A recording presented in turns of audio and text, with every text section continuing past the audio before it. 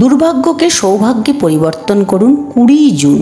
নমস্কার বন্ধুরা, আশা করি আপনারা সবাই ভালো আছেন। শুভবার্তা চ্যানেলে আপনাদের সুস্বাগতম। একটা উপায় করে খুব ভালো থাকা যায়। বিশ্বাসে মিলাই বস্তু, তর্কে বহুদূর। কোথায় বলে সুখ ও দুঃখ পাশাপাশি থাকে, কারো সারা জীবন সুখ আর কারোর সারা জীবন দুঃখ থাকে, এরকম কখনোই হয় না। জীবনে ওঠা পড়া, সুখ দুঃখ নিয়েই আমাদের জীবন। দুর্ভাগ্যকে সৌভাগ্যে পরিণত করতে একটি উপায় করুন। বছরেই একটি দিনই 20 জুন আমরা পাই। 21শে জুন গ্রহণ আছে, 20 জুন বিরাট একটা কাজ করে দুর্ভাগ্যকে সৌভাগ্যে পরিণত করতে পারা যেতে পারে। দুর্ভাগ্য যখন চলে আসে সহজে তা ছাড়তে চায় না। একটি টোটকা বা টিপস করে আমরা খুব সুখী হতে পারি। একসাথে সাথে কখনো অভাব ও অনটন ও হবে না।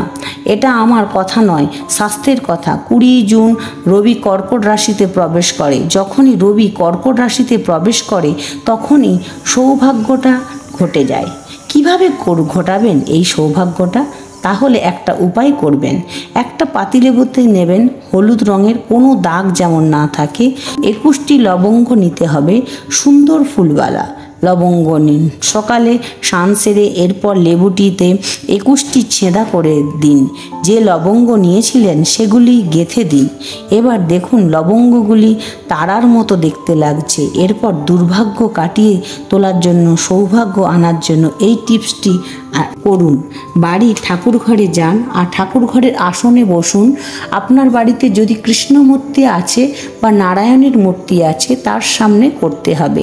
একটি বাটির ওপরে অবশ্যই পিতল বা কাঁসার বাসন হতে হবে। এরপর প্রার্থনা করুন যে আমি যে এতদিন যে দুর্ভোগ চলে আসছে সেগুলি যেন কাটিয়ে উঠতে পারি। সূর্যদেবকে জানান, নারায়ণকেও জানান। আর দেখুন তারপর দিন থেকেই আপনার দুর্ভাগ্য পিছু ছেড়ে দেবে। আপনারা সুখী হবেন।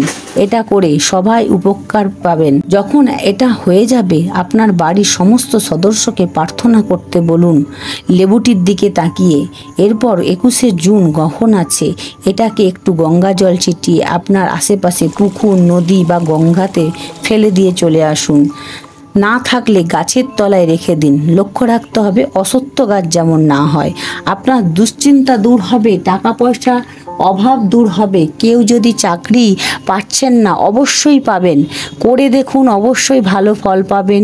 বেশি টাকার তো নয়, 10-15 টাকার ব্যাপার, করতেই পারেন। বিশ্বাসে বিলাই বস্তু, তর্কে বহুদূর।